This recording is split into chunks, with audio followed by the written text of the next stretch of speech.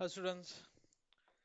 So നമ്മുടെ ഈ ഒരു സെഷൻ മെയിൻലി ഫോക്കസ് ചെയ്യുന്നത് എക്സാം ഗൈഡൻസ് ആണ്. എങ്ങനെ ഒരു എക്സാം SBR എക്സാം കറക്റ്റ് ആയിട്ട് നമുക്ക് അറ്റൻഡ് ചെയ്യാമെന്നുള്ളതാണ്. കാരണം കുറേ സ്റ്റുഡൻസ് കൺസെപ്റ്റ് എല്ലാം അടിപൊളിയാണ്, അതുപോലെ തന്നെ കാൽക്കുലേഷൻസിന്റെ പാർട്ട് സെറ്റ് ആണ്. പക്ഷേ എക്സാം എഴുതുന്ന സമയത്ത് ഒരു 48-49 വരികയാണ്. അപ്പോൾ ഞാൻ എന്ത് ചെയ്തു എന്ന് വെച്ച് കഴിഞ്ഞാൽ എൻ്റെ കുറച്ച് വ്യൂ പോയിന്റ്സും അതുപോലെ തന്നെ എക്സാമിന്റെ റിവ്യൂ പോയിന്റ്സും എല്ലാം കൂടെ ഒന്ന് മിങ്കിൾ ചെയ്ത്, അതുപോലെ തന്നെ അഡീഷണൽ ആയിട്ട് അതായത് നമ്മുടെ സ്റ്റുഡൻസ് മിസ് ചെയ്യുന്ന പോയിന്റ്സ് ഉണ്ടല്ലോ, ഓക്കെ, അത്തരം കാര്യങ്ങൾ ഇൻക്ലൂഡ് ചെയ്തിട്ടാണ് നമ്മൾ ഈ ഒരു സെഷൻ ബിൽഡപ്പ് ചെയ്തിട്ടുള്ളത്. ഓക്കെ, സോ ഈ സെഷനിൽ നമ്മൾ മെയിൻ ആയിട്ട് ഡിസ്കസ് ചെയ്യാൻ പോകുന്ന കാര്യങ്ങൾ എന്ന് പറയുന്നത് ഏതൊക്കെയാണ് SBRൽ ഇമ്പോർട്ടന്റ് ഏരിയാസ് എന്നുള്ളത്, അതുപോലെ തന്നെ എങ്ങനെയാണ് നിങ്ങൾ പഠിച്ച നോളേജ് അത് ആ ഒരു അപ്ലിക്കേഷൻ ലെവലിലോട്ട് എത്തിക്കുക എന്നുള്ളത്, അതുപോലെ തന്നെ എക്സാം തുടങ്ങുന്നതിന് മുന്നും അതുപോലെ തന്നെ എക്സാം ടൈമിലും നിങ്ങൾ എന്തൊക്കെ ശ്രദ്ധിക്കണം എന്നുള്ളത്, അതുപോലെ തന്നെ എങ്ങനെയാണ് ഒരു നല്ല ആൻസർ ഉണ്ടാവുക എന്നുള്ളതാണ്. ഓക്കെ, സോ എന്തുകൊണ്ട് ഞാൻ ഈ ഒരു സെഷൻ എടുക്കുന്നു എന്നുള്ളതാണ്. ഓക്കെ, ഈ ഒരു സെഷനിലോട്ട് വരുന്ന സമയത്ത് നമുക്ക് എക്സാമിനറുടെ കമന്റുകൾ തന്നെയാണ് എന്നെ ഈ ഒരു സെഷൻ എടുക്കാൻ വേണ്ടി പ്രേരിപ്പിക്കുന്നതെന്ന് ഉള്ള ഒരു സെറ്റപ്പാണ്. ഓക്കെ, അതുപോലെ തന്നെ ഞാനും എൻ്റെ സ്റ്റുഡൻസിൽ കാണുന്ന കുറച്ച് പ്രോബ്ലംസ് എല്ലാം നമുക്ക് ലൈക്ക് ഇതിൽ ഡിസ്കസ് ചെയ്യാം. ഓക്കെ, സോ നമ്മൾ മെയിൻ ആയിട്ട് ഓക്കെ മെയിൻ ആയിട്ട് എക്സാമിനർ പറയുന്ന കുറച്ച് കാര്യങ്ങളാണ് ഞാനിവിടെ എഴുതിയിട്ടുള്ളത്. ഓക്കെ, നിങ്ങൾക്ക് സ്ക്രീൻ കാണാമെന്ന് ഞാൻ വിചാരിക്കുന്നു. Okay, let me okay. So നമ്മളൊരു ACC എക്സാം, KCCയുടെ ഏത് പേപ്പറിലെ എക്സാം ആയിക്കോട്ടെ, ഓക്കെ, അവിടെ എല്ലാം നമുക്ക് എന്തുണ്ടായിരിക്കണം, ഒരു പ്രോപ്പർ ടൈം മാനേജ്മെന്റ് ഉണ്ടായിരിക്കണം. ഓക്കെ, അതുപോലെ തന്നെ നമ്മൾ എഴുതുന്ന answers should be divided into knowledge and application section for clarity. Okay, നമ്മളത് ഇൻട്രോ അതുപോലെ തന്നെ എൻ്റെ ക്ലാസ്സിൽ ഇരുന്നവർക്ക് അറിയാം, നമ്മൾ എപ്പോഴും ആ ഒരു സെന്റൻസ് അല്ലെങ്കിൽ ആ ഒരു പാരഗ്രാഫ് ഫ്രേസിങ്ങിന് വേണ്ടിയിട്ട് നമ്മൾ എപ്പോഴും ഉപയോഗിക്കുന്ന ഒരു മെത്തേഡ് ഉണ്ട്. ആ മെത്തേഡിൽ തന്നെ എപ്പോഴും എന്ത് ചെയ്യുക, കറക്റ്റ് ആയിട്ട് എഴുതുക. ഇനി അല്ലാത്തവരാണെങ്കിൽ, ഓക്കെ, വേറെ ക്ലാസ്സിൽ ഇരുന്ന് വരുന്നവരാണെങ്കിൽ അവരോട് പറയാനുള്ള കാര്യം എന്താണെന്ന് വെച്ച് കഴിഞ്ഞാൽ, നിങ്ങൾ നോളേജ്, അതായത് നിങ്ങളൊരു സ്റ്റാൻഡേർഡ് ഉണ്ടെങ്കിൽ ആ സ്റ്റാൻഡേർഡിന്റെ ഡെഫിനിഷൻ പ്ലസ് ആ ഒരു സിനിയറിയോ അത് സെപ്പറേറ്റ് ചെയ്ത് തന്നെ കാണിക്കണം. ഓക്കെ, അതുപോലെ തന്നെ നിങ്ങൾ ഒരു ആൻസർ ചെയ്യുമ്പോൾ അതിനാവശ്യമായ എക്സ്പ്ലനേഷൻ അവിടെ ഉണ്ട് എന്നുള്ളത് നിങ്ങൾ എന്ത് ചെയ്യുക, ഉറപ്പുവരുത്തുക. അതുപോലെ തന്നെ ക്വസ്റ്റ്യനിൽ ഒന്നോ രണ്ടോ മൂന്നോ ടാസ്കുകൾ ഉണ്ടാവും. ഡിസ്കസ് വിത്ത് സപ്പോർട്ടിംഗ് കാൽക്കുലേഷൻ എന്ന് പറഞ്ഞു കഴിഞ്ഞാൽ കാൽക്കുലേഷനും ഉണ്ട് ഡിസ്കഷനും ഉണ്ട്. അവിടെ രണ്ട് കാര്യങ്ങളുണ്ട്. ഈ രണ്ട് കാര്യങ്ങളും നിങ്ങൾ പ്രോപ്പർ ആയിട്ട് ചെയ്യുന്നുണ്ട് എന്ന് ഉറപ്പ് വരുത്തുക. ചിലപ്പോൾ മൂന്ന് കാര്യങ്ങൾ ഉണ്ടാവുക, ആ മൂന്ന് കാര്യങ്ങളും നിങ്ങൾ എന്ത് ചെയ്യുന്നുണ്ടാവുക, കറക്റ്റ് ആയിട്ട് അവിടെ എഴുതുന്നുണ്ട് എന്ന് നിങ്ങൾ ഉറപ്പുവരുത്തുക. അതുപോലെ തന്നെ നിങ്ങൾ ഒരു എത്തിക്സിന്റെ പാർട്സിലോട്ട് വരുന്ന സമയത്ത് അല്ലെങ്കിൽ ഒരു കണ്ടന്റിന്റെ സമയത്ത് വരുന്ന സമയത്ത് സിനേറിയോയിലുള്ള സാധനങ്ങൾ നിങ്ങൾക്ക് കോപ്പി പേസ്റ്റ് ചെയ്യാം ആൻസറിലോട്ട്, ബട്ട് അതിങ്ങനെ again and again and again duplication നിങ്ങൾ എന്ത് ചെയ്യണം, അവോയ്ഡ് ചെയ്യണം. അതുപോലെ തന്നെ ഓവർ സിംപ്ലിഫിക്കേഷൻ, സിംപ്ലിഫൈ ആവാം ബട്ട് അത് ഓവറായിട്ട് എന്ത് ചെയ്യരുത്, സിംപ്ലിഫൈ ചെയ്ത് ചെയ്യരുത്. അവിടെ പറഞ്ഞിരിക്കുന്ന പ്രിൻസിപ്പിൾസ് ആൻഡ് അതർ സ്ട്രക്ചേഴ്സ് വെച്ചിട്ട് തന്നെ നിങ്ങൾ എന്ത് ചെയ്യുക, അത് സിംപ്ലിഫൈ ചെയ്യാൻ വേണ്ടി നോക്കുക. പക്ഷെ അത് ഒരു ഓവർ സിംപ്ലിഫിക്കേഷൻ ആയി ഓവർ ഒരു ഷോർട്ട് ഫോമിലോട്ട് ഒരു ഷോർട്ട് പാരഗ്രാഫിലോട്ട് മാറുന്ന രീതിയിലോട്ട് വരരുത്. ഓക്കെ, അതുപോലെ തന്നെ കറക്റ്റ് ആയിട്ട് റിക്വയർമെന്റ് വായിച്ചിട്ട്, ഓക്കെ, അവിടെ എന്താണ് ഉദ്ദേശിക്കുന്നത്, ഓക്കെ, ഡിസ്കഷൻ എന്ന് പറഞ്ഞാൽ വേറെയാണ് മക്കളെ, കമന്റ് എന്ന് പറഞ്ഞാൽ വേറെയാണ് മക്കളെ. ഓക്കെ, അപ്പോൾ ആ ഒരു സിനേറിയോ അവയർനെസ്, അവിടെ എന്താണ് കറക്റ്റ് ആയിട്ട് അവർ ഉദ്ദേശിക്കുന്നത് എന്നുള്ളതിനെ കുറിച്ച് നിങ്ങൾക്ക് ഒരു ഐഡിയ വേണം. പിന്നെ അതുപോലെ തന്നെ നമ്മുടെ കൺസോൾട്ടേഷൻ എല്ലാം ചെയ്യുന്ന സമയത്ത് ഒരു മാർക്കപ്പ് മാർജിൻ കൺഫ്യൂഷൻ സ്റ്റുഡൻസിന്റെ ഇടയിൽ കണ്ടുവരുന്നുണ്ട്. സോ അത് നിങ്ങളുടെ ആ ഒരു പാർട്ട് നിങ്ങൾ കറക്റ്റ് ആയിട്ട് എന്ത് ചെയ്യുക, എന്താ പറയാ, അവിടെ സ്ട്രോങ് ആക്കുക. ഓക്കെ, എന്താണ് മാർക്കപ്പ്, എന്താണ് മാർജിൻ, കോസ്റ്റും മാർക്കപ്പും തന്നാൽ എന്ത് ചെയ്യണം, സെയിൽസ് പ്രൈസും മാർക്കപ്പും അല്ലെങ്കിൽ മാർജിൻ തന്നാൽ എന്ത് ചെയ്യണം, എങ്ങനെ കാൽക്കുലേഷൻ ചെയ്യണം എന്നുള്ളത് കറക്റ്റ് ആയിട്ട് മനസ്സിലാക്കുക. അതുപോലെ തന്നെ അടുത്ത എക്സാമിനർ മെയിൻ ആയിട്ട് കണ്ടുപിടിച്ചിട്ടുള്ള ഒരു പ്രശ്നം എന്ന് പറയുന്നത് ഡിസ്കണ്ടിന്യൂഡ് ഓപ്പറേഷൻസും non current asset held for, ഇത് രണ്ടും നമ്മൾ ഒരു സ്റ്റാൻഡേർഡ് ആയിട്ടാണ് പറയാറുള്ളതെങ്കിലും ഇത് രണ്ട് ഏരിയയാണ്. പക്ഷെ ഇവർ രണ്ട് സ്റ്റുഡൻസ് എന്ത് ചെയ്യാറുണ്ട്, ഇതെല്ലാം ഭയങ്കരമായിട്ട് മിക്സ് ആക്കിയിട്ട് എഴുതാറുണ്ട്, അല്ലെങ്കിൽ അത് കൺഫ്യൂസ്ഡ് ആയി പോവാറുണ്ട്. അപ്പൊ ഇത്തരം ഏരിയാസ് ആണ്, ഇതെങ്കിൽ ഇതാണ് എക്സാമിനർ പറയുന്നത്, സ്റ്റുഡൻസിന്റെ കയ്യിൽ നിന്നും വരുന്ന പ്രോബ്ലംസ് ഇതൊക്കെയാണ് എന്നാണ് പറയുന്നത്. ഓക്കെ, അതിനുള്ള സൊല്യൂഷൻസ് എൻ്റെ കയ്യിലുണ്ട്. ഓക്കെ, അത് നമുക്ക് ലാസ്റ്റ് ഡിസ്കസ് ചെയ്യാം. ആൻഡ് SBRലോട്ട് വരുന്ന സമയത്ത് ഇമ്പോർട്ടന്റ് ഏരിയാസ് ഏതൊക്കെയാണ്? ഒബ്വിയസ്ലി ബിസിനസ് കോമ്പിനേഷൻ എന്ന് പറഞ്ഞാൽ കൺസോൾട്ടേഷൻ മാത്രമല്ല ഞാൻ ഉദ്ദേശിക്കുന്നത്. ഓക്കെ, അതിൽ തന്നെ അതിന്റെ തന്നെ പലതരത്തിലുള്ള associate, joint ventures, joint arrangements, ഇത്തരം കാര്യങ്ങളെല്ലാം പ്രോപ്പർ ആയിട്ട് കവറപ്പ് ചെയ്യുന്നുണ്ട് നിങ്ങൾ ഉറപ്പുവരുത്തുക. അതുപോലെ തന്നെ കൺസോളിഡേറ്റഡ് ക്യാഷ് ഫ്ലോ നന്നായിട്ട് പഠിക്കണം. അതുപോലെ തന്നെ അതിന്റെ കൂടെ തന്നെ ഇതിന്റെ കൂടെ നിങ്ങൾക്ക് അറിയാവുന്ന ഒരു സാധനമാണ് ഫോറിൻ എക്സ്ചേഞ്ച്. അല്ലെ? ആ ഒരു ഫോറിൻ കൺവേർഷൻ എല്ലാം വരാറുണ്ട്. അപ്പോൾ അത്തരം കാര്യങ്ങൾ ഒരു സെപ്റ്റംബർ 2024ന്റെ മോക്കൊക്കെ നോക്കിക്കഴിഞ്ഞാൽ അതിലൊരു ഫോറിൻ എക്സ്ചേഞ്ച് വിത്ത് കൺസോൾട്ടേഷൻ റിലേറ്റഡ് ആയിട്ടുള്ള ക്വസ്റ്റ്യൻസ് ഒക്കെ ഉണ്ടാവും മോക്ക് എക്സാമിൽ. പ്രാക്ടീസ് പ്ലാറ്റ്ഫോമിൽ പോയാൽ നിങ്ങൾക്ക് അത് കാണാൻ പറ്റും. അപ്പൊ അത്തരം ക്വസ്റ്റ്യൻസ് എല്ലാം നന്നായിട്ട് മോക്കുകൾ ഒബ്വിയസ്ലി നമ്മൾ എപ്പോഴും സ്റ്റുഡൻസിനോട് പറയാറുള്ളത് പോലെ തന്നെ നിങ്ങൾ മോക്കുകൾ എപ്പോഴും എന്ത് ചെയ്യണം? ഫുൾ ആയിട്ട് ആ പ്രാക്ടീസ് പ്ലാറ്റ്ഫോമിൽ എത്ര മോക്കുകൾ ഉണ്ടോ അത്രയും മോക്കുകൾ നിങ്ങൾ പ്രാക്ടീസ് ചെയ്തിരിക്കണം. അതുപോലെ ethics and issue solving. Ethics and issue solving എന്ന് പറഞ്ഞു കഴിഞ്ഞാൽ അറിയാലോ നിങ്ങളുടെ പ്രിൻസിപ്പിൾസ് അല്ലെങ്കിൽ എത്തിക്സ്, ഫെയ്ത്ത്ഫുൾ റെപ്രസെന്റേഷൻ, റെലവൻസ് അല്ലെ, അതുപോലെ തന്നെ കോൺഫിഡൻഷ്യാലിറ്റി, അങ്ങനത്തെ കുറെ എത്തിക്സ് ആൻഡ് പഠിച്ചിട്ടുണ്ടല്ലോ. സോ ആ എത്തിക്സുമായി റിലേറ്റ് ചെയ്ത ക്വസ്റ്റ്യൻസ് ഒബ്വിയസ്ലി ഒരു പ്രോബ്ലം സോൾവിങ് ക്വസ്റ്റ്യൻസ് ആയിരിക്കും. അവിടെ എന്തെങ്കിലും ഒരു എത്തിക്കൽ പ്രോബ്ലം ഉണ്ടായിരിക്കും ആ ഒരു കമ്പനിയിൽ. സോ അതെങ്ങനെ സോൾവ് ചെയ്യാം, അപ്പൊ ആ പ്രോബ്ലം നിങ്ങൾ അഡ്രസ്സ് ചെയ്യേണ്ടി വരും. അതുപോലെ തന്നെ അവിടുത്തെ അതെങ്ങനെ സോൾവ് ചെയ്യാം എന്നുള്ളതാണ്. അതുപോലെ revenue, P P and investment property. Revenue വളരെ ഇമ്പോർട്ടന്റ് ആണ്. റവന്യൂല് എനിക്ക് തോന്നുന്നത് ഇത്രയും റവന്യൂ ഡ്യൂപ്ലിക്കേറ്റ് ചെയ്തല്ലേ. So that's alright. സോ റവന്യൂല് വരുന്ന സമയത്ത് റവന്യൂ കുറെ വട്ടം പല ക്വസ്റ്റ്യൻസിലായിട്ടും പല ലൈക്ക് സെഷൻസിലായിട്ടും ഞാൻ കണ്ടിട്ടുണ്ട് ഈ റവന്യൂന്റെ question. Revenue and lease it's very very important. Okay. And non current asset held for, ഇതാണ് നമ്മൾ മോള് പറഞ്ഞത്. ഇത് റിപ്പീറ്റേറ്റീവ് ആയിട്ട് ചോദിക്കാറുണ്ട്. ബട്ട് ഈ ഒരു സംഭവത്തിലാണ് സ്റ്റുഡൻസ് എന്ത് ചെയ്യാറ്, തെറ്റിക്കാറ്. അവർ non current asset held for sale ചിലപ്പോൾ ഡിസ്കണ്ടിന്യൂഡ് ഓപ്പറേഷനിലോട്ട് പോകും. ഡിസ്കണ്ടിന്യൂഡ് ചോദിച്ചാൽ non current asset held for sale. Don't do that. Okay. അതിന്റെ കൺസെപ്റ്റ് കറക്റ്റ് ആയിട്ട് മനസ്സിലാക്കുക. പിന്നെ ഫിനാൻഷ്യൽ ഇൻസ്ട്രുമെന്റ്സ്. ഓക്കെ. പിന്നെ സസ്റ്റൈനബിലിറ്റി ആൻഡ് ഇന്റഗ്രേറ്റഡ് റിപ്പോർട്ടിംഗ്. ഒരു 4 5 മാർക്കൊക്കെയാണ് സസ്റ്റൈനബിലിറ്റി ആൻഡ് ഇന്റഗ്രേറ്റഡ് റിപ്പോർട്ടിംഗ് എന്ന് ചോദിക്കാറ്. ആ ഒരു ഏരിയ വളരെ ഇമ്പോർട്ടന്റ് ആണ്. ഓക്കെ. കുറച്ച് തിയറി ഏരിയ ആണ് ആയിക്കോട്ടെ, ബട്ട് നിങ്ങൾ അത് കോൺസെൻട്രേറ്റ് ചെയ്ത് നിങ്ങൾ അതൊരു സെൽഫ് ലേണിംഗ് ചെയ്തിട്ട് പോകണം എപ്പോഴും എക്സാമിന്. മോർ ദാൻ ജസ്റ്റ് നിങ്ങളൊരു പോഡ്കാസ്റ്റ് കേൾക്കുകയോ അല്ലെങ്കിൽ വീഡിയോസ് കണ്ടിട്ട് കാര്യമില്ല. നിങ്ങൾക്ക് അതിനെക്കുറിച്ചൊരു ഡെപ്ത് അണ്ടർസ്റ്റാൻഡിംഗ് വേണം. അതിന് ഏറ്റവും നല്ലത് സെൽഫ് ലേണിംഗ് തന്നെയാണ് സസ്റ്റൈനബിലിറ്റി ആൻഡ് അതർ തിയറി പാർട്ടിലോട്ട് വരുന്ന സമയത്ത്. കാരണം മറ്റുള്ള ഭാഗങ്ങളൊക്കെ നോക്കുമ്പോൾ അവിടെ എന്തുണ്ടായിരിക്കും, പലതരത്തിലുള്ള കൺഫ്യൂഷൻസ് വരാനുള്ള സാധ്യതയുണ്ട്, ഡൗട്ടുകൾ വരാനുള്ള സാധ്യതയുണ്ട്. ചിലപ്പോൾ നിങ്ങൾക്ക് മനസ്സിലാവും. പക്ഷേ സസ്റ്റൈനബിലിറ്റി ആൻഡ് ഇന്റഗ്രേറ്റഡ് റിപ്പോർട്ടിലോട്ട് വരുന്നത് that is a straight theory. അത് നിങ്ങൾ എപ്പോഴും എന്ത് ചെയ്യുക, ഒരു സെൽഫ് ലേണിംഗ് മെത്തേഡ് തന്നെ ഫോളോ ചെയ്യാൻ വേണ്ടി നോക്കുക. പിന്നെ അതുപോലെ തന്നെ നിങ്ങൾക്ക് അറിയാം ഈ share based payment, defined benefit plans എല്ലാം പ്യുവർലി SBR ടോപ്പിക്സ് ആണ്. സോ അതിന് എന്തായാലും ക്വസ്റ്റ്യൻ ചോദിക്കില്ലേ, പിന്നെ അല്ലെ, അങ്ങനെ തന്നെയല്ലേ. അതിൻ്റെതായിട്ടുള്ള SBRന്റെ ഒരു പുതിയ 2 SBRൽ മാത്രം സ്റ്റുഡൻസ് പഠിക്കുന്ന ഒരു പുതിയ ഐറ്റംസ് ആണ് ഷെയർ ബേസ്ഡും ഡിഫൈൻഡ് ബെനിഫിറ്റ്. അപ്പൊ അതെന്തായാലും നിങ്ങൾ അതെന്തായാലും ക്വസ്റ്റ്യൻ പ്രതീക്ഷിക്കണം. ബോറോയിങ് കോസ്റ്റ്, ഫോറിൻ കറൻസി നേരത്തെ ഞാൻ പറഞ്ഞു. ഫോറിൻ കറൻസി ഇൻഡിവിജ്വൽ ആയിട്ടും ചോദിക്കും, അല്ലെങ്കിൽ കൺസോളിഡേഷനും കൂടെ മിക്സപ്പ് ചെയ്ത് ചോദിക്കാറുണ്ട്. Tax and deferred tax. ഇതിൽ ഡെഫേർഡ് ടാക്സ് ആണ് ഞാൻ ഏറ്റവും കൂടുതൽ പറയാറ്. ഡെഫേർഡ് ടാക്സ് നമ്മുടെ കൺസോളിഡേഷന്റെ കൂടെ മിക്സ് ചെയ്ത് ചോദിക്കാറുണ്ട്. ഓക്കെ. പിന്നെ പുതിയതായിട്ട് ഈ വരുന്ന ടെക്നിക്കൽ ആർട്ടിക്കിൾസ് എല്ലാം ഇമ്പോർട്ടന്റ് ആണ്. Got it? ആൻഡ് എങ്ങനെയാണ് നിങ്ങൾ, നിങ്ങൾക്ക് നോളേജ് ഉണ്ട്, നിങ്ങൾക്ക് എങ്ങനെയാണ് പി പി റെക്കഗ്നൈസ് ചെയ്യാം, എങ്ങനെയാണ് ഇൻവെസ്റ്റ്മെന്റ് പ്രോപ്പർട്ടി അക്കൗണ്ട് ചെയ്യാം, എങ്ങനെ കൺസോളിഡേറ്റ് ചെയ്യണം, ഇതെല്ലാം നിങ്ങൾക്ക് അറിയാം. പക്ഷെ ഇതെങ്ങനെ എക്സാമിന് എഴുതും? ഓക്കെ. ഒരു എക്സാമിനെ സംബന്ധിച്ചിടത്തോളം, നമ്മുടെ ACC എക്സാമിനെ സംബന്ധിച്ചിടത്തോളം ACC പാസ് ആവണമെങ്കിൽ techniques is very important. Okay. Technique is very important. ചിലർ വിചാരിക്കും ഞങ്ങൾ അങ്ങ് പോയി എഴുതാം, ഞങ്ങൾക്ക് അറിയാലോ. നോ ഗൈസ്, നിങ്ങൾ ആ എഴുതുന്നതിന്റെ സ്ട്രക്ചർ ശരിയല്ല, ആൻസർ ഫോർമാറ്റിംഗ് ശരിയല്ലെങ്കിൽ യു കാൺ പാസ്. ഓക്കെ. ലൈക്ക് ഞങ്ങളുടെ സെഷൻസിലെല്ലാം ഞാൻ നോക്കുന്ന സമയത്ത് എപ്പോഴും ഓക്കെ ഒരു 80% സ്റ്റുഡൻസ് എപ്പോഴും പാസ് ആവാറുണ്ട്. ബാക്കി 20% പിള്ളേരുണ്ടല്ലോ. ഓക്കെ. അത് എന്താന്ന് വെച്ച് കഴിഞ്ഞാൽ ഇതാണ് വിഷയം. അവർക്ക് നോളേജ് ഉണ്ട്, ഒരിക്കലും ഞാൻ അവർക്ക് നോളേജ് ഇല്ല എന്ന് പറയില്ല. ഓക്കെ. 48 49ലാണ് പിള്ളേർ ആ ഒരു 20% പിള്ളേർ പോവാറ്. കാരണം വേറെ ഒന്നുമല്ല, അവരെന്ത് ചെയ്യുന്ന വെച്ച് കഴിഞ്ഞാൽ പ്രോബ്ലംസ് ഒക്കെ കൊടുത്താൽ അടിപൊളിയായിട്ട് ചെയ്യും. കൺസോൾട്ടേഷൻ ചെയ്യണോ ഫസ്റ്റ് മുതൽ എൻഡ് വരെ ചെയ്യും. പക്ഷേ ഡിസ്കഷൻ പാർട്ട് അറിയില്ല. ഡിസ്കഷൻ പാർട്ട് ചെയ്യാൻ അറിയില്ല. ഡിസ്കഷൻ പാർട്ട് ഇല്ലെങ്കിൽ അവരെന്താ ചെയ്യാന്നറിയോ, മടിയാ എല്ലാവർക്കും മടിയാ. അവരെന്ത് ചെയ്യുന്ന വെച്ച് കഴിഞ്ഞാൽ ഭയങ്കര ഷോർട്ട് ആയിട്ട് ഡിസ്കഷൻ പാർട്ട് ചെയ്യും. ഓക്കെ.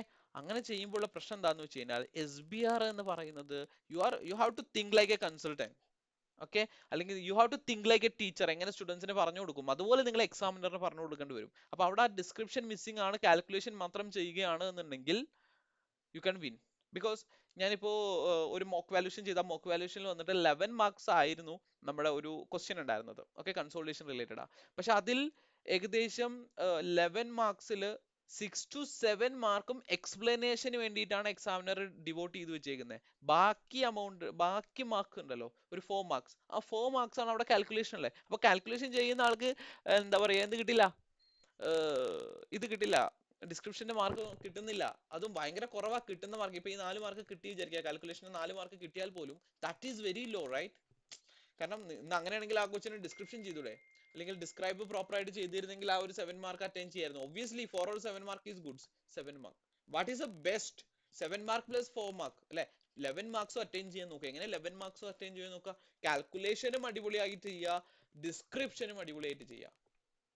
ഓക്കെ, എപ്പോഴും ഒരു 6 പോയിന്റ് ആണെങ്കിൽ അതിനൊരു 6 ഇത് ഉണ്ടാക്കാൻ വേണ്ടി നമ്മൾ ശ്രദ്ധിക്കണം.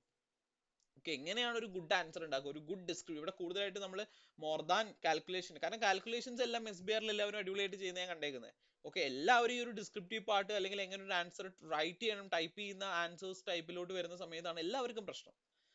ഓക്കെ, അതുകൊണ്ട് ആ ഒരു ഫോർമാറ്റ് ആണ് ഞാൻ ഇന്ന് ഇവിടെ ഡിസ്കസ് ചെയ്യുന്നത്.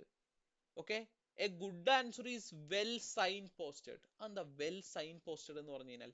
Anyone have any idea what is signpost? Sign post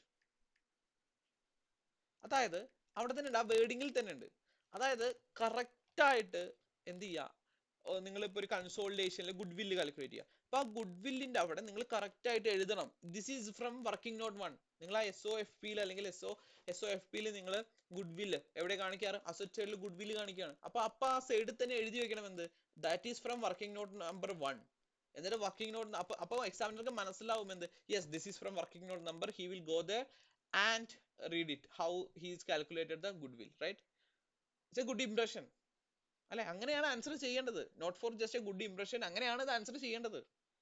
then they can clearly identify that different issues or sub requirements have been addressed. Correct ആയിട്ട് എന്ത് ചെയ്യണം? Discuss the issues and the solutions എന്ന് പറയുന്ന ഒരു question വിചാരിക്കുക. അപ്പൊ അവിടെ എന്ത് ചെയ്യണം? ഡിസ്കസ് ദി പ്രോബ്ലംസ്, ആ പ്രോബ്ലംസ് നിങ്ങൾ ഡിസ്കസ് ചെയ്യണം, and also discuss the solutions. അപ്പൊ അവിടെ രണ്ട് ക്വസ്റ്റ്യനാ, ഡിസ്കസ് പ്രോബ്ലം, ഡിസ്കസ് സൊല്യൂഷൻ. അപ്പൊ സബ് രണ്ടും നിങ്ങൾ എന്ത് ചെയ്യണം? രണ്ട് പാരഗ്രാഫ് ആയിട്ട് നിങ്ങൾ അഡ്രസ് ചെയ്യാം, അല്ലെങ്കിൽ ഡിഫറെന്റ് സെക്ഷൻ ആയിട്ട് അഡ്രസ് ചെയ്യുക. അതുപോലെ ഹെഡിങ്സ് യൂസ് ചെയ്യുക. ഓക്കെ, എത്തിക്കൽ പ്രോബ്ലംസ്, ഇതാണ് എത്തിക്കൽ പ്രോബ്ലംസ് എന്ന് പറഞ്ഞിട്ട് പാരഗ്രാഫ് ആയിട്ട് എഴുതാം. എപ്പോഴും പറയുന്നു പോയിന്റ് ആയിട്ടല്ല, പാരഗ്രാഫ് ആയിട്ട് എഴുതാം. എന്നിട്ട് സൊല്യൂഷൻസ് എന്ന് പറഞ്ഞിട്ട് അതിന് ആൻസർ കാണിക്കുക. where an answer requires any calculations, this should be clear, well dated and easy to follow. അതായത് കാൽക്കുലേഷൻസ് എവിടെ ആവശ്യമുണ്ടോ അത്, ഇപ്പൊ ചെറിയ ചെറിയ കാൽക്കുലേഷൻസ് ആണെന്ന് വിചാരിക്കും, നിങ്ങൾക്ക് അറിയാം സ്പ്രെഡ്ഷീറ്റും ഉണ്ട്, നമുക്ക് വേർഡ് പ്രോസസ്സറും ഉണ്ട്. ഒബ്വിയസ്ലി ചെറിയ കാൽക്കുലേഷൻസ് ഒക്കെ ആണെങ്കിൽ അത് വെറുതെ സ്പ്രെഡ്ഷീറ്റ് പോയി ചെയ്യേണ്ട ആവശ്യമില്ല, you can do in the word itself, right? അപ്പൊ അവിടെ തന്നെ ചെയ്യാം. അതുപോലെ തന്നെ ഒരു ഫിഗർ കാണിക്കുകയാണ്, okay, the goodwill should be $1,000, ബ്രാക്കറ്റിൽ അപ്പൊ തന്നെ എന്ത് ചെയ്യുക? അതെങ്ങനെ കിട്ടിയെന്ന് കാണിക്കുക. പറയുന്നത് മനസ്സിലാവുന്നുണ്ടോ? കാൽക്കുലേഷൻസ് അല്ലെങ്കിൽ വർക്കിംഗ്സ് കാണിക്കുക. then line items in the calculation should be labeled clearly, any separate working should be referenced to a main calculation. അതായത് നിങ്ങൾ എന്ത് ചെയ്തിരിക്കണം? ഇപ്പൊ വർക്കിംഗ് നോട്ട് നമ്പർ 1, ഏതാ വർക്കിംഗ് നോട്ട് നമ്പർ 1 വരിക? നമ്മുടെ പെർസെന്റേജ് കാൽക്കുലേഷൻ അല്ലെ, subsidiary versus parent subsidiary. Working number 2 is goodwill, so net assets. So ആ ഒരു working number 2 net assets, working number 3 goodwill, just working number 1, working number 2, working number 3 കൊടുക്കുന്നതിന് ഒരു working number 2 net assets calculation, working number 3 goodwill calculation, അങ്ങനെ correct എന്ത് ചെയ്യുക? Label ചെയ്യുക.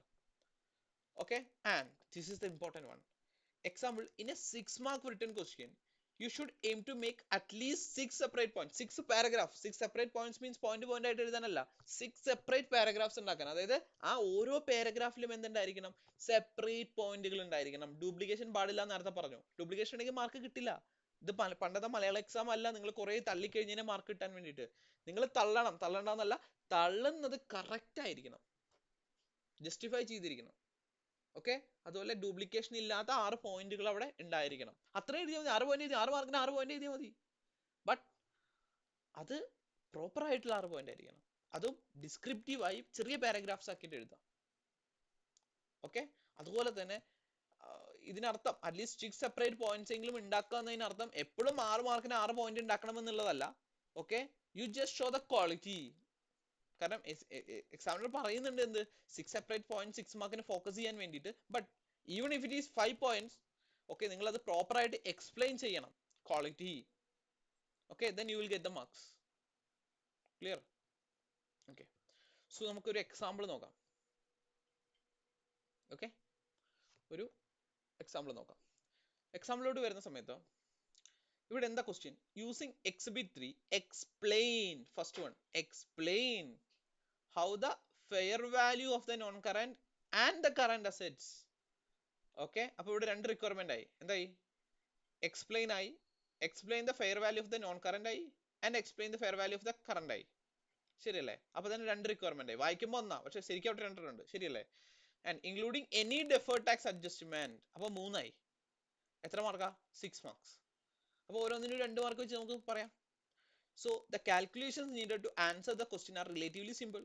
So the working could be embedded within the answer in the word process. ഇതാണ് ഞാൻ നേരത്തെ പറഞ്ഞത്. ചിലർ നീ ഇതിന് വേണ്ടും സ്പ്രെഡ്ഷീറ്റ് എടുക്കാൻ പോകും. ഇതിന്റെ ഒന്നും ആവശ്യമില്ല. ചെറിയ കാൽക്കുലേഷൻ ആണ്, സിമ്പിൾ കാൽക്കുലേഷൻ ആണെങ്കിൽ just show it in the word processor. If the calculations were more involved, such as goodwill calculation, then എങ്ങോട്ട് പോവാ? You can go to the spreadsheet. A good answer to the above requirement would consider the following issues. എന്തൊക്കെയാണ് മുകളിലുള്ള ഇതിന് 3 point ഉണ്ടായിരിക്കും എന്ന് ഞാൻ പറഞ്ഞില്ലേ? Okay, 3.6 എണ്ണം വെച്ച് നോളേജ് ലെവൽ നോക്കാം നമുക്ക്. നോളേജ് ലെവലിൽ നമ്മൾ എന്തൊക്കെ പറയും? നെറ്റ് അസറ്റ്സ് ഫെയർ വാല്യൂ അല്ലെങ്കിൽ ഡേറ്റ് ഓഫ് അക്വിസിഷനിലെ ഫെയർ വാല്യൂലാണ് നമ്മൾ കാൽക്കുലേറ്റ് ചെയ്യാൻ പോകുന്നത്. ആൻഡ് ആൾസോ ഫെയർ വാല്യൂ നമ്മൾ ഏത് സ്റ്റാൻഡേർഡ് വെച്ചിട്ടാ? ഫെയർ വാല്യൂ മെഷർമെന്റ് സ്റ്റാൻഡേർഡ് വെച്ചിട്ടാണ് നമ്മൾ ചെയ്യാറ്. Deferred tax arises on temporary difference ആണ്. ഇതാണ് നമ്മുടെ definition part. When go to the application, അതായത് സിനേറിയോയിലെ കാര്യങ്ങൾ എടുത്തിട്ട് വേണം നിങ്ങൾ അപ്ലൈ ചെയ്യാൻ വേണ്ടിയിട്ട്. ഓക്കെ, അതായത് fair value of land, inventory and intangible assets എല്ലാം ഇൻക്രീസ് ചെയ്തിട്ടുണ്ട്. അവിടെ ടെമ്പററി ഡിഫറൻസ് ഉണ്ട്. അതുകൊണ്ട് തന്നെ അവിടെ എന്ത് വരാനുള്ള സാധ്യതയുണ്ട്? ഡെഫേർഡ് ടാക്സ് വരാനുള്ള സാധ്യതയുണ്ട്. ഓക്കെ, ഇങ്ങനെ വേണം. നോളേജും പറയണം, അപ്ലിക്കേഷനും പറയണം. അപ്പോഴാണ് ഒരു പാരഗ്രാഫിലുള്ള സംഭവമായി. നിങ്ങൾ എന്നെ ഒന്ന് ആലോചിച്ച് നോക്കിയേ. Identify net assets measured at fair value at acquisition. Okay, എന്നിട്ട് ഇത് വായിച്ചേ. ഇതാണ് ഇതിന്റെ continuation. The fair value of land and inventory are intangible assets. Okay, then എന്നിട്ട് നമ്മൾ പറയുകയാണെന്ത്? As per the standard fair value measurement, the fair value of this land and inventory should be calculated like this. Okay, എന്നിട്ട് നമ്മൾ പറയാണ് എന്ത്? ഇവിടെ ഒരു fair value change ഉണ്ട്, ടെമ്പററി ഡിഫറൻസ് ഉണ്ട്. So there should be a deferred tax എന്ന് പറയണം. ഇവിടെ നമ്മൾ ഫുൾ ക്വസ്റ്റ്യൻ പ്രാക്ടീസ് അല്ല നമ്മൾ ഫോക്കസ് ചെയ്യുന്നത്. ഓക്കെ, ഇവിടെ ACC എക്സാമിൽ പറഞ്ഞിരിക്കുന്ന കാര്യങ്ങളാണ് നിങ്ങൾ ശ്രദ്ധിക്കേണ്ടത്. നിങ്ങൾ നോളേജ് മാത്രം എഴുതിയാൽ നിങ്ങൾക്ക് മാർക്ക് കിട്ടുമോ? നോ. അപ്ലിക്കേഷൻ മാത്രം എഴുതിയാൽ മാർക്ക് കിട്ടുമോ? പകുതി മാർക്ക് എഴുതി. രണ്ടിൽ ഏതെങ്കിലും ഒന്ന് എഴുതിയാൽ പകുതി മാർക്കേ കിട്ടുള്ളൂ. You should show your knowledge as well as the application. Okay, and next using the pre-populated spreadsheet response option within exhibit 3 and your previous answers, adjust the spreadsheet prepared by directors, prepare corrected consolidated. അപ്പോൾ അവിടെ ഈ ഒരു ക്വസ്റ്റ്യനിൽ എന്താണെന്ന് അറിയാം ഒരു പ്രത്യേകത? ഈ ഒരു ടൈപ്പ് ഓഫ് ക്വസ്റ്റ്യനിൽ അവിടെ നിങ്ങൾക്ക് ആൾറെഡി ഒരു റീകൺസ്ട്രക്റ്റഡ് ആയിട്ടുള്ള കൺസോളിഡേറ്റഡ് SOFP തന്നിട്ടുണ്ടാവും. ഇനി വീണ്ടും അതിൽ കൊണ്ടുപോയിട്ട് എന്ത് ചെയ്യണ്ട? എഡിറ്റ് ചെയ്യണ്ട. നിങ്ങൾ എന്ത് ചെയ്യുക? നിങ്ങൾക്ക് എന്തെങ്കിലും ആഡ് ചെയ്യാനോ ഡിഡക്ട് ചെയ്യാനോ ഉണ്ടെങ്കിൽ അപ്പുറത്തെ കോളത്തിൽ എന്ത് ചെയ്യുക? തൊട്ടപ്പുറത്തെ കോളത്തിൽ ഇപ്പോൾ ഗുഡ്വില്ലിൽ ഏതെങ്കിലും ഒരു സാധനം അഡീഷണൽ ആയിട്ട് ഇൻക്ലൂഡ് ചെയ്ത്, അപ്പൊ നിങ്ങൾക്ക് അത് കറക്റ്റ് ചെയ്യണം. അത് എന്ത് ചെയ്യണം? ലെസ് ചെയ്യണം. തെറ്റായിട്ട് ആഡ് ചെയ്ത കാര്യം നിങ്ങൾ എന്ത് ചെയ്യണം? ലെസ് ചെയ്യണം. എങ്ങനെ ലെസ് ചെയ്യാൻ പറ്റുന്നത്? അപ്പുറത്തൊരു കോളം ഉണ്ട്, ആ കോളത്തിന് ഒരു ഹെഡിങ് കൊടുക്കുക. എന്നിട്ട് ആ ഗുഡ്വില്ലിന് നേരെ എന്ത് ചെയ്യാം? അത് അവിടെ മൈനസ് ഫിഗർ ഇട്ടിട്ട് കാണിക്കുക. എന്നിട്ട് ലാസ്റ്റ് ഒരു ടോട്ടൽ കോളം കൊടുക്കുക. അങ്ങനെ നിങ്ങൾ അഡ്ജസ്റ്റ് ചെയ്യുന്ന എല്ലാം എന്ത് ചെയ്യുക? ഓരോ കോളത്തിൽ കൊടുത്ത് A separate column for each adjustment and label these accordingly.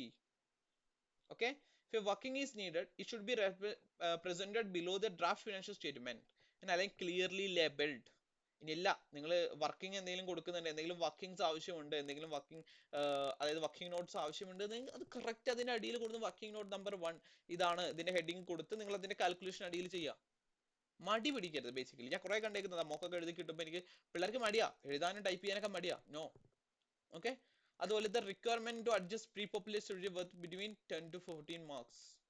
Generally നമുക്ക് അവിടെ എന്തുണ്ടായിരിക്കും? ഒരു ഓൺ ഫിഗർ റൂൾ ഉണ്ട് കേട്ടോ. അതായത് ഞാനൊരു എക്സാമ്പിൾ പറഞ്ഞുതരാം. അപ്പൊ നിങ്ങളുടെ ഗുഡ്വില്ല് തെറ്റാന്ന് വെച്ചാൽ നിങ്ങളുടെ ഗുഡ്വില്ലിന്റെ ടോട്ടൽ മാർക്ക് പോവില്ല. ഗുഡ്വില്ല് തെറ്റാൻ അവിടെ ഒരു ചെറിയൊരു കാരണം ഉണ്ടാവുമല്ലോ. അതായത് മേ ബി നെറ്റ് അസെറ്റ്സിൽ ഏതെങ്കിലും ഒരു ഐറ്റം എടുക്കാത്തായിരിക്കാം. അപ്പൊ നെറ്റ് അസെറ്റ് കാൽക്കുലേറ്റ്, ഇപ്പൊ നിങ്ങൾ ഒരു കൺസോളിഡേറ്റഡ് ഫിനാൻഷ്യൽ സ്റ്റേറ്റ്മെന്റ് ഉണ്ടാക്കുമ്പോൾ രണ്ട് സാധനങ്ങൾ മെയിൻ ആയിട്ട്, ഒന്ന് വർക്കിംഗ് നമ്പർ 2 നിങ്ങൾ നെറ്റ് അസെറ്റ്സ് കാൽക്കുലേഷൻ ചെയ്യുന്നു, വർക്കിംഗ് നമ്പർ 3 ഗുഡ്വില്ല് ചെയ്യുന്നു. സോ വർക്കിംഗ് നമ്പർ 2 നിങ്ങൾ ഒരു തെറ്റ് ചെയ്തു, അതിനവിടെ മാർക്ക് കുറഞ്ഞു. എഗെയിൻ ഇത് എവിടെ വന്ന് മാർക്ക് കുറയില്ല? ഗുഡ്വിൽ കാൽക്കുലേഷനിലോ അത് അവിടെ ശരിയാക്കി കഴിഞ്ഞാൽ ഗുഡ്വില്ലും ശരിയാവും. ശരിയല്ലേ?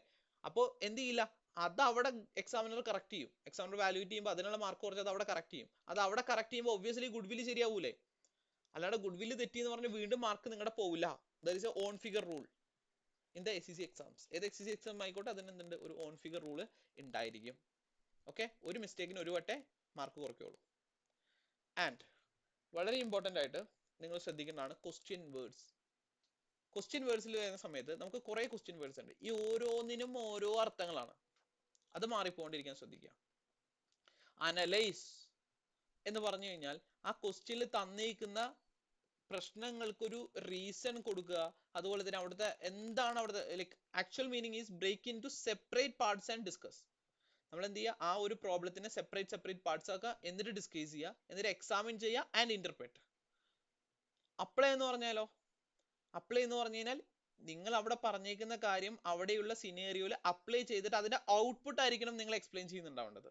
അസസ് എന്ന് പറഞ്ഞു കഴിഞ്ഞാലോ, to judge the worth, importance, evaluate, estimate, quality, ability, extent, significance, അല്ലെങ്കിൽ അതിന്റെ തന്നെ സ്ട്രെങ്ത്, വീക്ക്നെസ്, ഇമ്പോർട്ടൻസ്, ഇതുമായി ബന്ധപ്പെട്ടായിരിക്കണം നിങ്ങൾ അതിന്റെ സ്ട്രെങ്ത് എന്താണ്, വീക്ക്നെസ് എന്താണെന്ന് പറഞ്ഞാൽ അസസ് ചെയ്യുക. ഒരു ടീച്ചർ ഒരു സ്റ്റുഡന്റിനെ എങ്ങനെ അസസ് ചെയ്യുക, അവന്റെ ഗുഡ് പോയിന്റ്സ് ഇതാണ്, അവന്റെ ബാഡ് പോയിന്റ്സ് ഇതാണ്. അപ്പോ അനലൈസും അസസും ഒന്നാണോ? No no no no. അനലൈസും അസസും വേറെ. അനലൈസിൽ വരുന്നത് ഇന്റർപ്രറ്റ് ആണ്, അസസിൽ വരുന്നതോ ജസ്റ്റ് ഉള്ള കാര്യങ്ങളെ തന്നെ ഒന്ന് എന്ത് ചെയ്യുന്നതാണ്, നമുക്ക് എന്താ പറയാ, ഒന്ന് ഒന്ന് ഹൈലൈറ്റ് ചെയ്ത് കാണിക്കുന്നതാണ്. കാൽക്കുലേറ്റിന്റെ അർത്ഥം ഞാൻ പറഞ്ഞു തരേണ്ട കാര്യമില്ലല്ലോ. ഓക്കെ.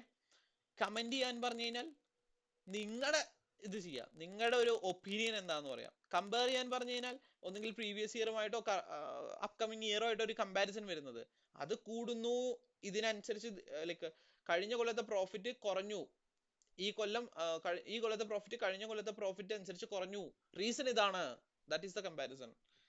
കൺക്ലൂഷൻ എന്ന് പറഞ്ഞു കഴിഞ്ഞാലോ, എങ്ങനെയാണ് ഒരു ആൻസർ എൻഡ് ചെയ്യേണ്ടത്. ഓക്കെ, നിങ്ങളുടെ ഒരു ആൻസർ ഒക്കെ പാടെ ഇൻക്ലൂഡ് ചെയ്തിട്ട് ജസ്റ്റ് ഒരു കൺക്ലൂഷൻ, ദാറ്റ്സ് ഇറ്റ്. ക്രിട്ടിസൈസ് എന്ന് പറഞ്ഞു കഴിഞ്ഞാൽ അതിന്റെ പ്രശ്നം പറയാം, അല്ലാണ്ട് അപ്പൊ കൊണ്ടുപോയി അഡ്വാൻറ്റേജ് പറയരുത്. Okay, clear? അവിടെ എന്ത് ചെയ്യരുത്, don't explain the situation. Okay, present the weakness or problems. Okay. Define എന്ന് പറഞ്ഞാൽ പക്ക ഡെഫിനിഷൻ പറയാ. ഡിസ്ക്രൈബ് എന്ന് പറഞ്ഞാലോ അതിന് ഡിസ്ക്രൈബ് ചെയ്യുക, അതിന്റെ ക്യാരക്ടറിസ്റ്റിക്സ്, ക്വാളിറ്റീസ്, പാർട്സ്. ഡിസ്കസ് എന്ന് പറഞ്ഞു കഴിഞ്ഞാൽ അതിന്റെ ഗുഡ് ബാഡ്സും ബാഡ് പോയിന്റ്സും ഒരു ഡിബേറ്റ് പോലെ പറയാം, ഡിസ്കസ്. ഇവാലുവേറ്റ് അഗെയിൻ നമ്മുടെ ഒരു സ്റ്റുഡന്റിന്റെ ഒരു ഇതുപോലെ തന്നെ വരും. Okay, evaluate, determine the scenery the light of arguments. അതായത് എപ്പോഴും ഇവാലുവേറ്റ് ചെയ്യാൻ പറഞ്ഞ ഡയറക്ടേഴ്സ് ഇങ്ങനെ ചെയ്യാൻ പറഞ്ഞു എന്നായിരിക്കും. Evaluate directors decision. അപ്പൊ നമ്മൾ പറയണം എന്ത്, ഡയറക്ടർ അങ്ങനെ ചെയ്തതിനാൽ ഉണ്ടാവുന്ന ഗുഡും ഡയറക്ടേഴ്സ് അങ്ങനെ ചെയ്താൽ ഉണ്ടാവുന്ന ബാഡും നമ്മൾ പറയണം. എക്സ്പ്ലെയിൻ, അതായത് എക്സ്പ്ലെയിൻ എന്ന് പറഞ്ഞു കഴിഞ്ഞാൽ അവിടെയുള്ള ഒരു കൺസെപ്റ്റ് എക്സ്പ്ലെയിൻ ചെയ്യാനായിരിക്കും. ഇലുസ്ട്രേറ്റ് എന്ന് പറഞ്ഞു കഴിഞ്ഞാൽ നിങ്ങളൊരു എക്സാമ്പിൾ കൊടുക്കണം. ഇന്റർപ്രറ്റ് എന്ന് പറഞ്ഞു കഴിഞ്ഞാൽ interpret we covered it right. Okay, interpret എന്ന് പറഞ്ഞാൽ എന്താണ്, അവിടെ പ്രോപ്പർ ഒരു എക്സാമ്പിൾ ഒക്കെ കൊടുത്ത് അതിനെ ഇന്റർപ്രറ്റ് ചെയ്യുക, ഒരു പ്രത്യേക ആൻസറിലോട്ട് ഇന്റർപ്രറ്റ് ചെയ്യുക. ഓക്കെ. പിന്നെ എന്താ, ലിസ്റ്റ് എന്ന് പറഞ്ഞാൽ അവിടുത്തെ പ്രോബ്ലംസ് പോയിന്റ് ആയിട്ട് എഴുതാം കേട്ടോ നിങ്ങൾക്ക്. പിന്നെ ഔട്ട്ലൈൻ ഒന്നും ചോദിക്കാറില്ല അങ്ങനെ, എന്നാലും പറഞ്ഞുതരാം. ഔട്ട്ലൈൻ എന്ന് പറഞ്ഞു കഴിഞ്ഞാൽ അവിടെ ഒരു മെയിൻ ആയിട്ടുള്ള ഐഡിയ ഉണ്ടാക്കുക, ക്യാരക്ടറിസ്റ്റിക്സ് ഓർ ഇവന്റ്സ് ഉണ്ടാക്കുക. പ്രിപ്പയർ എന്ന് പറഞ്ഞാൽ പ്രിപ്പയർ ഇറ്റ്. ഓക്കെ. റെക്കമെൻഡ് എന്ന് പറഞ്ഞാൽ നിങ്ങളുടെ ഒരു ഇതായിരിക്കണം, നിങ്ങളായിരിക്കണം അവിടെ റെക്കമെൻഡ് ചെയ്യേണ്ടത്. നിങ്ങൾ അവിടെ ഒരു ഗുഡ് പോയിന്റ്സ് റെക്കമെൻഡ് ചെയ്യുക. റെക്കമെൻഡ് ചെയ്യുമ്പോൾ നിങ്ങൾ ശ്രദ്ധിക്കേണ്ടത് എന്തെങ്കിലും വാരി വലിച്ച് എന്ത് ചെയ്യരുത്, റെക്കമെൻഡ് ചെയ്യരുത്. റെക്കമെൻഡേഷൻ നിങ്ങൾ കൊടുക്കുമ്പോൾ എന്തുകൊണ്ട് നിങ്ങളുടെ റെക്കമെൻഡേഷൻ ഒരു ഗുഡ് റെക്കമെൻഡേഷൻ ആണ് എന്നുള്ളതിന്റെ എക്സ്പ്ലനേഷൻ കൂടെ നിങ്ങൾ ഇൻക്ലൂഡ് ചെയ്യാൻ വേണ്ടി ശ്രമിക്കുക. എങ്ങനെ ഗുഡ് എക്സ്പ്ലനേഷൻ, നിങ്ങളുടെ റെക്കമെൻഡേഷൻ എന്തുകൊണ്ട് നല്ല റെക്കമെൻഡേഷൻ ആവുന്നു എന്നുള്ളത് കൂടെ ജസ്റ്റിഫൈ ചെയ്യണം. SBR എക്സാമിൽ നിങ്ങൾ എപ്പോഴും ജസ്റ്റിഫിക്കേഷൻ ഇമ്പോർട്ടൻസ് കൊടുക്കണം. ജസ്റ്റ് റവന്യൂ അവിടെ കാണിക്കാം എന്ന് പറയുന്നതിന് പകരം എന്തുകൊണ്ട് റവന്യൂ അവിടെ കാണിക്കാം, എന്നിട്ട് റവന്യൂ അവിടെ കാണിക്കാം എന്ന് പറയണം. ദെൻ റിലേറ്റ് എന്ന് പറഞ്ഞു കഴിഞ്ഞാൽ സിനറിയുമായിട്ട് റിലേറ്റ് ചെയ്യുക. സ്റ്റേറ്റ് എന്ന് പറഞ്ഞു കഴിഞ്ഞാൽ ലൈക്ക് അവിടെയുള്ള കാര്യങ്ങൾ എന്ത് ചെയ്യുക, ഫോക്കസ് ഓൺ എക്സാക്ട് പോയിന്റ്, കാര്യങ്ങൾ മാത്രം പറയാം. സമ്മറൈസ് എന്ന് പറഞ്ഞാൽ അവിടെ കുറെ കാര്യങ്ങൾ ഉണ്ടാവും, നിങ്ങൾ അതിനെ ജസ്റ്റ് എന്ത് ചെയ്താൽ മതി, ഒന്ന് സമ്മറൈസ് ചെയ്യുക, അല്ലെങ്കിൽ ഒരു കൺക്ലൂഡ് ചെയ്യുക. Conclusion, summarise, same. ഈ വേർഡുകളെല്ലാം ഡിഫറെന്റ് ആണ്. ഓക്കെ, സോ നിങ്ങൾക്ക് ജസ്റ്റ് വീഡിയോ റിവൈൻഡ് ചെയ്തിട്ട് ഇത് എടുത്തു വെച്ചോളൂ. It will be very helpful exam. Okay. Then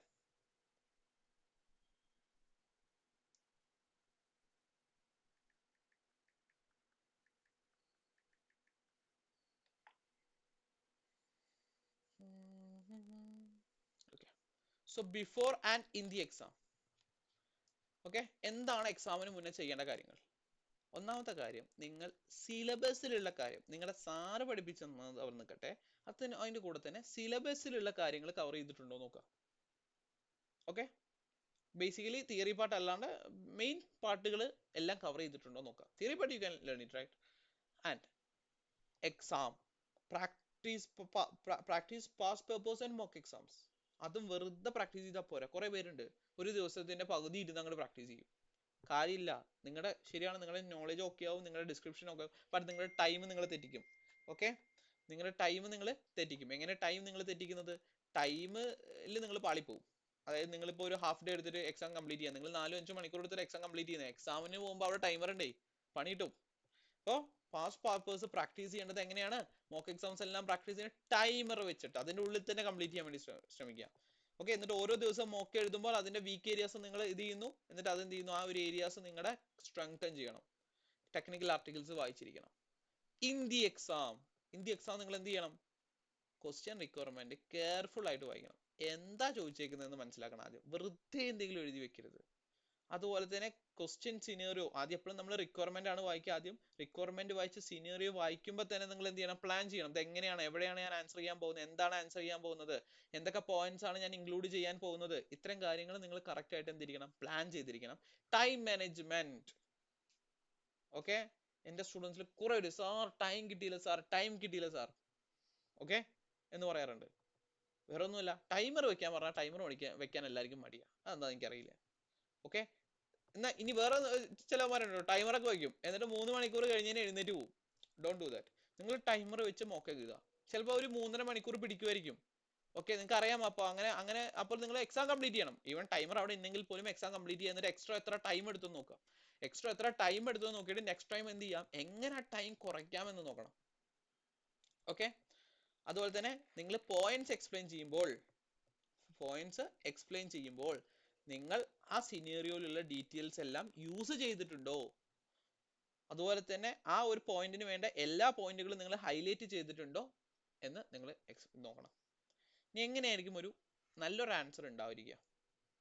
okay, summary ആയിട്ട് പറയുകയാണെങ്കിൽ ഒരു ഗുഡ് ആൻസർ ഷുഡ് ബി, ഒരു സ്ട്രക്ചർ ഉണ്ടായിരിക്കും. ഇൻട്രോ അല്ലെ, നമ്മുടെ സ്ട്രക്ചർ എന്താ?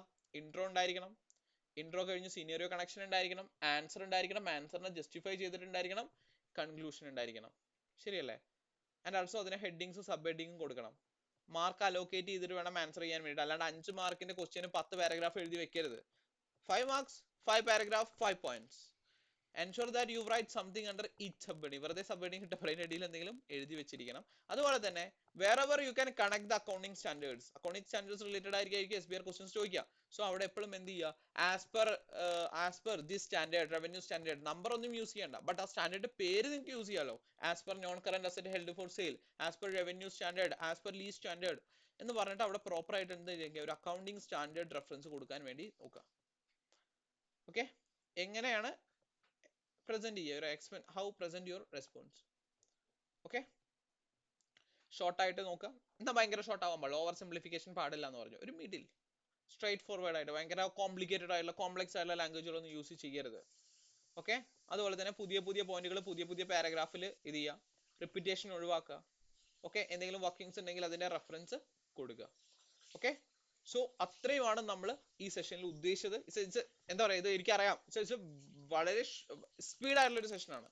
ഓക്കെ, ബട്ട് ഓക്കെ, ഒന്ന് റിവൈൻഡ് ചെയ്യുക, ഈ സ്ലൈഡ് ഒന്നും കൂടെ കാണുക, അതിൽ ചെറിയ കാര്യങ്ങൾ ഞാൻ എഴുതി വെച്ചിട്ടുണ്ട്, അതൊന്നും കൂടെ വായിക്കുക. So you will get an idea. ഞാൻ പറഞ്ഞ കാര്യങ്ങൾ പലതും നിങ്ങൾ മിസ് ചെയ്യുന്നുണ്ടാവും, വിട്ട് കളയരുത്. അതായിരിക്കും നിങ്ങളെ എക്സാമിന്റെ ടൈമിൽ തോൽപ്പിക്കാൻ പോകുന്നത്. ഓക്കെ, സോ ബി അവർ, അടിപൊളിയായിട്ട് പഠിക്കട്ടെ. Consistent learning will lead to an assured success. Okay, so all the best guys, all the best for your SBR exam. Bye.